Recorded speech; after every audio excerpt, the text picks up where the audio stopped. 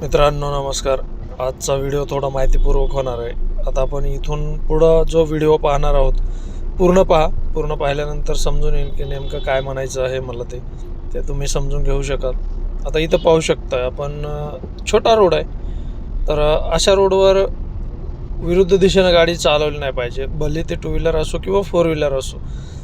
पण या ठिकाणी जर धक्का लागला तर टू व्हीलरवालेच असुरक्षित होणार आहेत, पण त्यांना त्याच्याशी काहीही देणं घेणं नाही आहे. त्यांचं आपलं चालू आहे, चालती आहे गाडी तर चालू द्या, अशा पद्धतीनं चाललेलं आहे. तर इतरांचाही वेळ याच्यामुळे जातो आणि तुमचाही वेळ तिथं वायाला जातो. भलं तुम्ही म्हणत असाल की वेळ वाचतो, पण वेळ वाचत नाही आहे. आता इथं पाहिलं असेल बघा, तर समोरचा काहीतरी बोलला असेल तर हा लगेच त्याला बोलतोय काहीतरी. चुकीच्या मार्गाने येऊन देखील माणूस कसा उलटा बोलतो. आणि हे लोक कधीही देशाचं भवितव्य नाही आहेत, हे देशाला खड्ड्यात घालण्याचं काम करणारे लोक आहेत. जेवढे पण व्हिडिओमध्ये दिसतील इथून पुढचे लोक, त्यांना देशाशी काहीही गरज नाही आहे, काही घेणं देणं नाही आहे. देशावरती त्यांचं शून्य प्रेम आहे.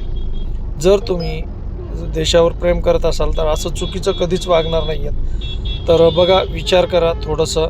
आणि आपण म्हणतो ना की चेंजही होऊ शकतं, काही नाही होऊ शकत आपल्या देशामध्ये, अजिबात नाही. बदल होणार नाही आहेत आणि हे असे लोक भरपूर आहेत, त्याच्यामुळंच बदल होणं अशक्य आहे मित्रांनो.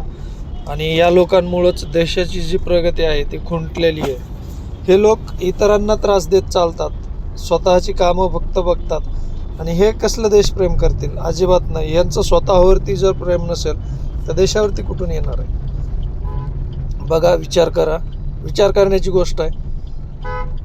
आता तेवढे विरुद्ध दिशेने येत होते, आता या ठिकाणी देखील विरुद्ध दिशेनंच येत आहेत आणि अजिबात त्यांना त्यांची काळजी नाही आहे.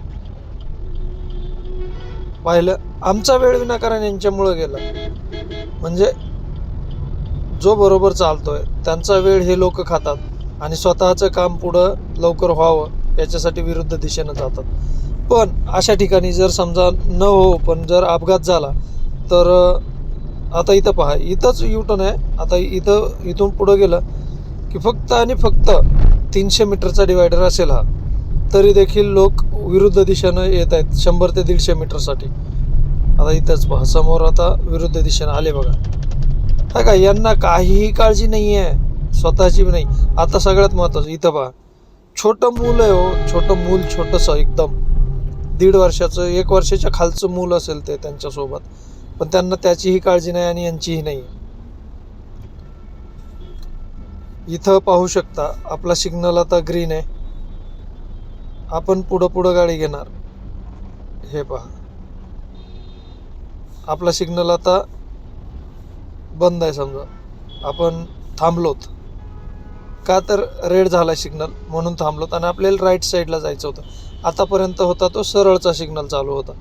आता काय होतं, आता राईटचा जे आपल्या राईटकडून येऊन सरळ जाणार आहेत, म्हणजे त्यांना राईट घ्यायचं आहे, अशी लोक त्यांचं सिग्नल चालू आहे. आता बंद झाला, आपला लागला आहे. या भाऊकडं BMW आहे, पण तरी देखील घाई करायची, याला अजून किती कमवायचं काय माहिती.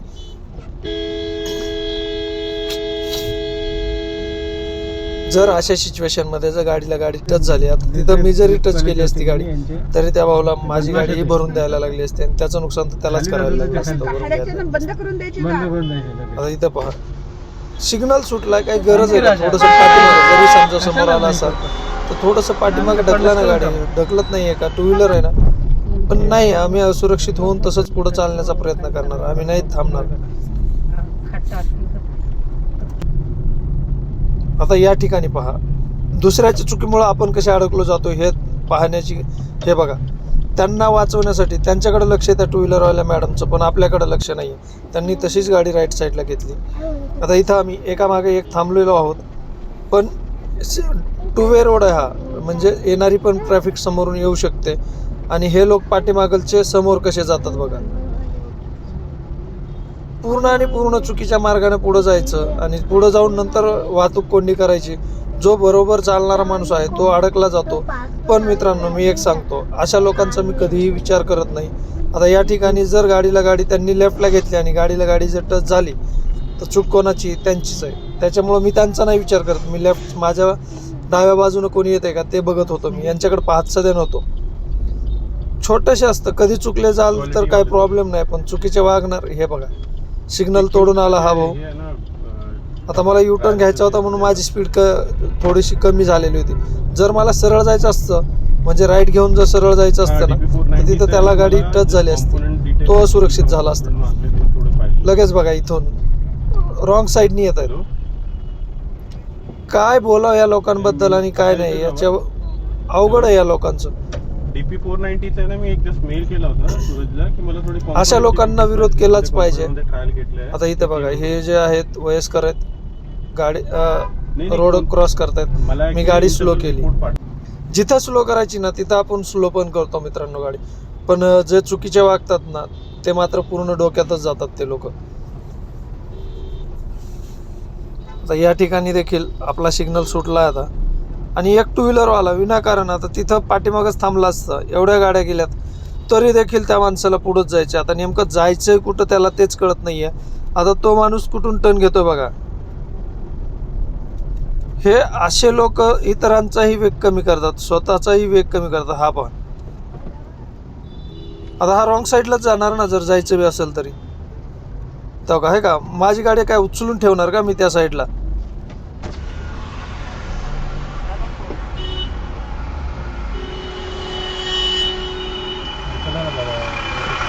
यांना विरोध केलाच पाहिजे, त्याच्याशिवाय देश सुधारणार नाही.